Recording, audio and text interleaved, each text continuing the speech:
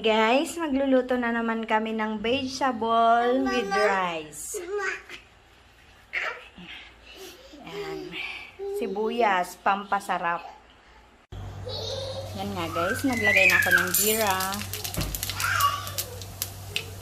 Ayan.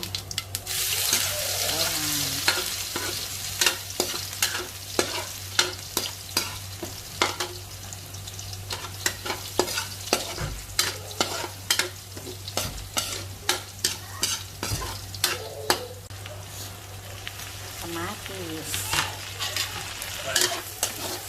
Nga guys, naluto na yung sibuyas, kamatis, bawang. At ito, dagdag ko na yung vegetables.